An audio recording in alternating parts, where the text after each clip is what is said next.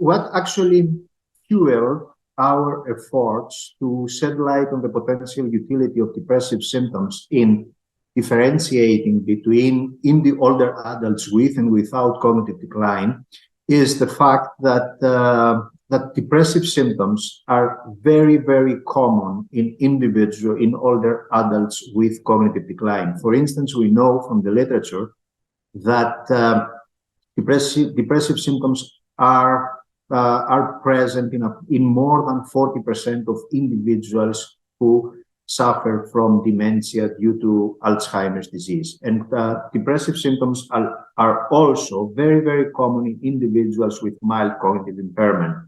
In this pre-dementia stage of Alzheimer's disease, which is characterized by very mild cognitive deficits, which do not really affect activities of daily living. So depressive symptoms are very common in both dementia due to Alzheimer's disease and mild cognitive impairment. And of course, we do have depressive symptoms also in older adults without cognitive decline, but the prevalence of depressive symptoms in this category of older adults is not so common is not so high as in individuals with mild cognitive impairment and dementia. So this difference in the prevalence of depressive symptoms motivated us to try to shed light on the potential utility of depressive symptoms in differentiating between older adults with and without cognitive decline. Based on what we detected through our analysis is that the total score on a commonly used depression scale, like the Geriatric Depression Scale, is not useful in differentiating between older adults with and without cognitive decline.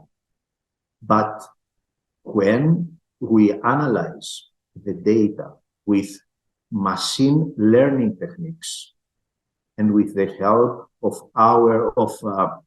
of colleagues who are computer scientists, then these algorithms, these methods help us differentiate between those with cognitive decline and those without cognitive decline. The accuracy, the accuracy of the method is higher than 80%.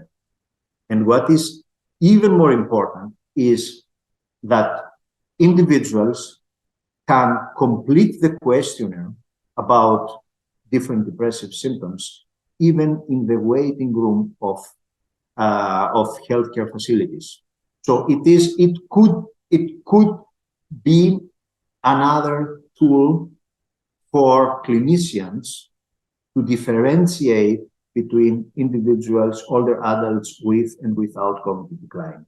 I think that these findings are just preliminary findings, even though they are findings based on two epidemiological cohorts, independent cohorts, one which is recruited in Greece and another one which is recruited in the federal state of Saarland in Germany. We have to replicate these findings, and we have to replicate these findings in independent cohorts with more individuals with dementia and with mild cognitive impairment. And we do have also to replicate our findings in independent cohorts through using not only Geriatric Depression Scale, but also other depression scales, depression instruments, such as the Hospital Anxiety and Depression Scale or the Beck's Depression Scale.